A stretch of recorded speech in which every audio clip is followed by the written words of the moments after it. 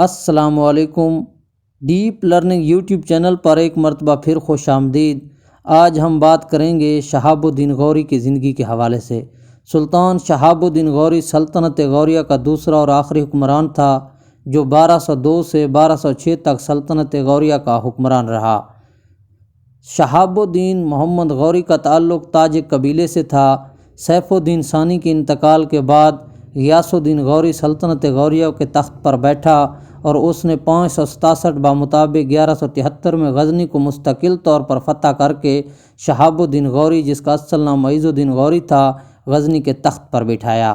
سلطان شہاب الدین غوری اگرچہ اپنے بھائی کا نائب تھا، لیکن اس نے غزنی میں ایک آزاد حکمران کی حیثیت سے حکومت قائم کی اور پاکستان اور شمالی ہندوستان کو فتح کر کے تاریخ میں مستقل مقام پیدا کر لیا۔ 598 ہجری میں اپنے بھائی کے انتقال کے بعد وہ پوری غوری سلطنت کا حکمران بن گیا۔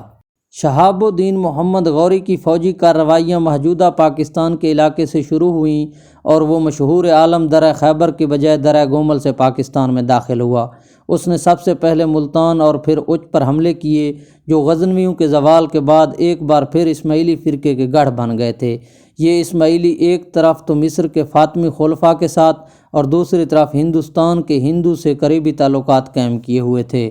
غور کے حکمران عام مسلمانوں کی طرح عباسی خلافت کو تسلیم کرتے تھے اور اسماعیلیوں کی سرگرمیوں کو مسلمانوں کے مفادات کے خلاف سمجھتے تھے۔ محمد شہاب الدین غوری نے 1175 میں ملتان کو اور پھر اچ کو اور پھر 1182 میں دیبل کو فتح کر کے غوری سلطنت کی حدود بحیرہ عرب تک پھیلا دی، اور بعد میں انہوں نے 1186 میں لاہور پر بھی قبضہ کر کے غزنوی خاندان کی حکومت کو مکمل طور پر ختم کر دیا۔ لاہور اور پاکستان کو فتح کرنے کے بعد شہاب الدین غوری نے بھٹنڈا کو بھی فتح کر لیا، جو پہلے غزنوی سلطنت میں شامل تھا، لیکن اس وقت دہلی اور اجمیر ہندو راجہ پرتھوی راج چوہان کے قبضے میں تھے۔ پرتھوی راج نے جب یہ سنا کہ شہاب الدین غوری نے بھٹنڈا کو فتح کر لیا تو وہ ایک زبردست فوج لے کر، جس کی تعداد 2 لاکھ تھی، مسلمانوں سے لڑنے کے لیے نکلا۔ دہلی کے شمال مغرب میں تراوڑی یا تیران کے میدان میں دونوں افواج میں خوب لڑائی ہوئی، لیکن شہاب الدین کی فوج تھوڑی تھی اور انہیں شکست ہو گئی۔ پھر ان کا ایک سپاہی انہیں وہاں سے بچا کر لے گیا۔ جب پرتھوی راج چوہان کے جرنیل اور سپاہیوں نے محمد غوری کو غائب دیکھا تو وہ بد دل ہو گئے اور میدان جنگ سے بھاگ نکلے۔ محمد غوری کو زخمی حالت میں لاہور لایا گیا، جہاں سے وہ غزنی پہنچا۔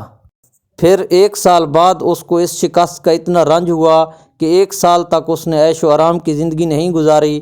اس نے اپنے جرنیلوں سے بات چیت تک رد کر دی۔ بعض جرنیلوں کو اس نے اتنی سخت سزائیں دیں، بالآخر اس نے تمام جرنیلوں کو تربیت یافتہ فوج تیار کرنے کا حکم دیا۔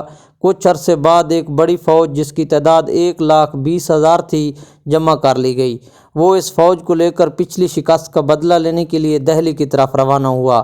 ادھر سے پرتھوی راج چوہان بھی بھارت کی 250 راجاؤں کی مدد سے 3 لاکھ سے زائد فوج اور کئی ہزار جنگی ہاتھیوں کے ساتھ روانہ ہوا۔ پھر یوں 1 سال بعد دونوں جرنیلوں نے اپنی اپنی افواج کے ساتھ ایک بار پھر تراوڑی کے میدان میں آمنا سامنا کیا۔ راجہ پرتھوی راج چوہان نے محمد غوری کو خط لکھا اور نصیحت کی کہ اپنے سپاہیوں کے حال پر رحم کرو اور انہیں واپس غزنی لے کر جاؤ، ہم تمہارا پیچھا نہیں کریں گے۔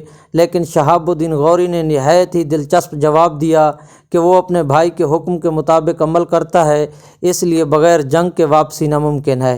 اگلے دن دونوں افواج آمنے سامنے ہوئیں۔ جنگ سورج طلوع ہونے سے پہلے شروع ہوا، جبکہ ظہر کے وقت جا کر ختم ہوا۔ شہاب الدین غوری کو فتح ہوئی اور پرتھوی راج چوہان کو شکست ہوئی۔ اس نے میدان جنگ سے بھاگ کر جان بچائی، مگر دریائے سرسوتی کے پاس گرفتار ہوا۔ سلطان محمد غوری کے حکم پر اسے قتل کر دیا گیا۔ اس جنگ کے بعد اس جنگ کے 2 رس نتائج برآمد ہوئے۔ مسلمانوں کا مقابلہ کرنے والا کوئی نہ تھا۔ اگرچہ قنوج کے راجہ نے اطاعت کرنے سے انکار کر دیا، مگر شکست کھا کر مسلمانوں کے سامنے جھک گئے۔ اس طرح مسلمانوں کی عظیم سلطنت ہندوستان میں قائم ہوئی، جو 1857 تک قائم رہی۔ پرتھوی راج کو شکست دینے کے بعد شہاب الدین غوری نے دہلی اور اجمیر بھی فتح کر لیا، اور اس کے سپہ سالار ملک محمد ابن بختیار خلجی نے آگے بڑھ کر بہار اور بنگال کو اپنے قبضے میں کر لیا۔ اس طرح سے پورا شمالی ہندوستان اور پاکستان مسلمانوں کے قبضے میں آ گیا۔ ہندوستان اور بنگال میں مسلمان اقتدار کے بانی اور ایک بیدار معیز حکمران کی حیثیت سے شہاب الدین کا پایہ ہمیشہ بلند رہا ہے۔ اس کی فتوحات محمود غزنوی کی لشکر کشی کے مقابلے میں بہت زیادہ مفید ثابت ہوئیں۔ وہ محمود کی طرح کسی علاقے کو فتح کر کے واپس نہیں جاتا تھا، بلکہ اس کو اپنی سلطنت میں شامل کر لیتا تھا۔ اس نے برصغیر پاک و ہند میں مسلمانوں کی مستقل حکومت قائم کر دی اور اس طرح سے وہ مقام مکمل کر دیا جو 5 سال قبل محمد بن قاسم نے شروع کیا تھا۔ شہاب الدین کے زمانے میں غیر مسلموں کی اکثریت نے اسلام قبول کر لیا تھا۔ دریائے جہلم اور سندھ کے درمیان کھوکھر نامی ایک قوم آباد تھی جن کے ہاں ایک مسلمان قید تھا۔ یہ مسلمان ان لوگوں کو اسلام کی خوبیاں بیان کرتا رہتا تھا جسے وہ لوگ بڑی دلچسپی سے سنتے تھے۔ ایک دن ان کے سردار نے کہا کہ اگر میں مسلمان ہو جاؤں تو تمہارا بادشاہ میرے ساتھ کیا سلوک کرے گا؟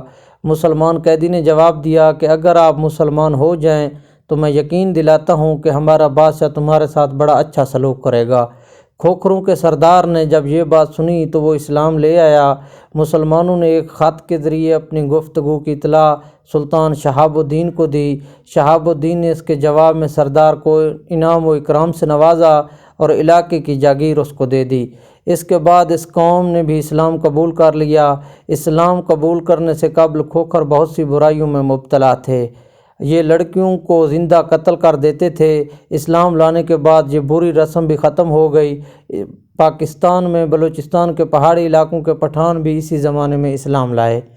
اور اسی دور میں جب سلجوکیوں کے بعد خراسان اور ترکستان پر خوارزم خاندان کی حکومت قائم ہو گئی اور غوریوں کے اس خاندان سے مسلسل لڑائیاں رہتی تھیں، اور اسی طرح سے پھر خوارزم شاہی خاندان نے پنجاب میں بغاوت شروع کر دی اور شہاب الدین غوری اسی بغاوت سے نمٹنے کے لیے پنجاب پہنچے۔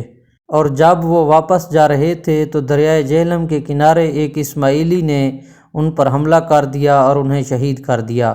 ان کا مقبرہ ضلع جہلم تحصیل سوہاوا اور چکوال موڑ جی ٹی روڈ سے 17 کلومیٹر کے فاصلے پر چوہان گاؤں میں واقع ہے۔